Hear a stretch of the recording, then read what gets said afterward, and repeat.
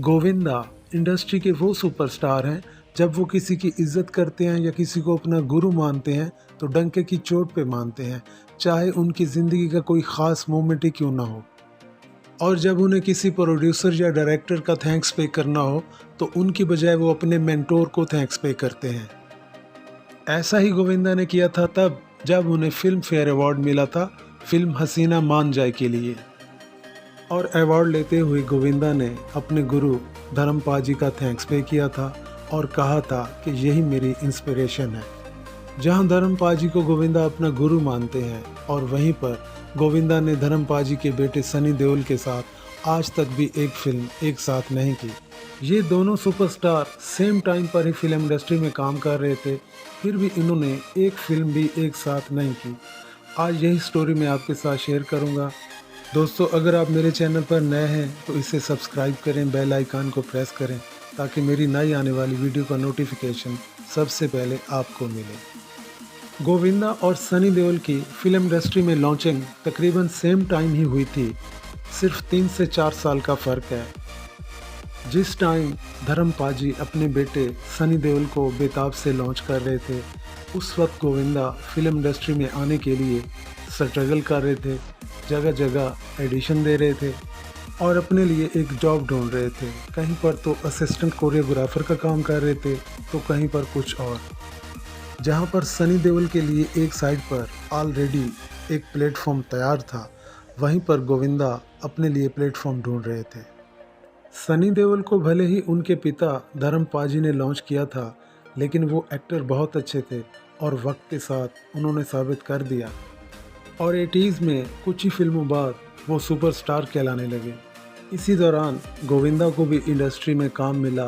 गोविंदा बहुत ही गरीब थे, बहुत दुख देख कर आए थे और उन पर उनकी फैमिली के 50 लोगों की जिम्मेदारी भी थी। इसलिए एक फिल्म का ऑफ़र मिलने के बाद उन्हें जितने भी फिल्मों के ऑफ़र आए वो कबूल करते गए। फिल्म ए ग्रेड हो या बी ग्रेड हो, मल्टी स्टारर हो, उसमें कितने लोग काम कर रहे हैं, स्टार कास्ट क्या है, ये तो गोविंदा की डिक्शनरी में अल्फाज थे ही नहीं। उन्हें तो बस ये पता था कि काम आ रहा है और काम करना है।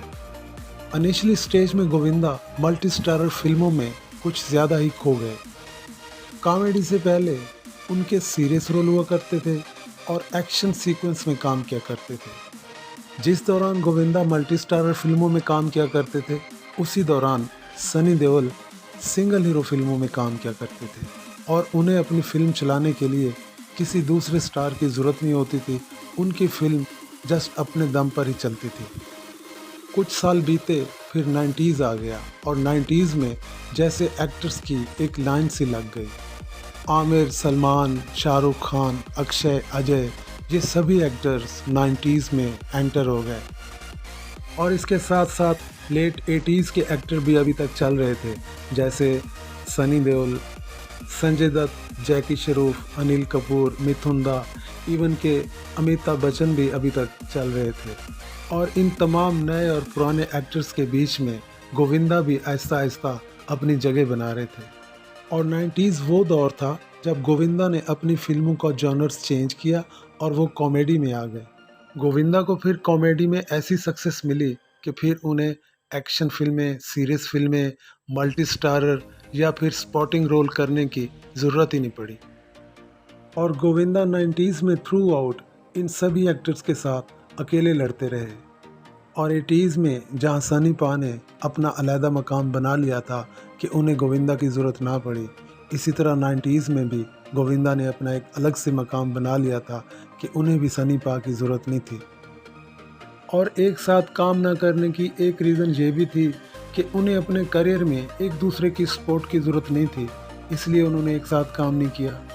और दूसरी रीज़न ये भी है कि इन दोनों के ऑडियंस और इन दोनों की फिल्मों के जॉनर्स बिल्कुल अलग अलग थे। जहां पर सनी देओल एक्शन हीरो और सीरियस हीरो के हवाले से जाने जाते थे, वहां पर गोविंदा ने अपने लिए एक अलग कैटेगरी तैयार कर ली थी, जिसमें वो डांस किया करते थे, कॉमेडी किया करते थे और रोमांस किया करते थे। और इन दोनों की ऑडियंस अलग अलग थी, इसलिए कोई ऐसी कहानी लिखी ही नहीं गई जिसमें इन दोनों को एक साथ कास्ट किया जा सके। और तीसरी मेन रीज़न ये थी कि इनकी हैबिट्स टोटल डिफरेंट थी। सनी देओल हमेशा टाइम से आते थे, टाइम से जाते थे, लेकिन गोविंदा सेट पर हमेशा लेट आते थे। क्योंकि गोविंदा फिल्मों पर फिल्में साइन किया करते थे, दिन में 3 से 4 शिफ्ट में काम किया करते थे और एक शिफ्ट से दूसरी शिफ्ट में जाने के लिए रास्ते में वो अपनी नींद पूरी किया करते थे। पहलाज नहलानी, जिनका गोविंदा का करियर बनाने में काफ़ी हद तक हाथ रहा, इसी तरह सनी देओल के भी अच्छे दोस्त हैं। उन्होंने एक बार कोशिश की कि इन दोनों के साथ एक फ़िल्म बनाई जाए। पहलाज नहलानी ने इस फिल्म की अनाउंसमेंट भी कर दी थी और काफ़ी खबरें भी आने लग गई थी कि गोविंदा और सनी देओल पहली बार एक साथ फिल्म में काम कर रहे हैं। और इस फिल्म का नाम रखा गया अवतार, जिसमें गोविंदा एक मोटिवेशनल स्पीकर के रोल में नज़र आने वाले थे और वहीं सनी देओल एक फुटबॉल कोच के रोल में नज़र आने वाले थे। और ये फिल्म अनाउंसमेंट के आगे बढ़ी ही नहीं और इसी तरह गोविंदा और सनी देओल के ऑडियंस की आस अधूरी रह गई इनको एक साथ देखने की। दोस्तों, आपको क्या लगता है कि इन फ्यूचर अगर सनी देओल और गोविंदा किसी फिल्म में एक साथ नज़र आएं तो स्क्रीन पर मैच होगा, या फिर हमेशा से जो गोविंदा का इमेज रहा है कि वो अपने को स्टार को ओवरशाइन कर जाते हैं, जैसे बड़े मियाँ छोटे मियाँ हो, पार्टनर हो या फिर आंखें हो, क्या सनी देओल और गोविंदा के बीच में भी कोई ऐसी फिल्म बनेगी? आपको क्या लगता है? कमेंट सेक्शन में अपनी राय का इजहार कीजिएगा और दुआओं में याद रखिएगा। अल्लाह हाफ़िज़।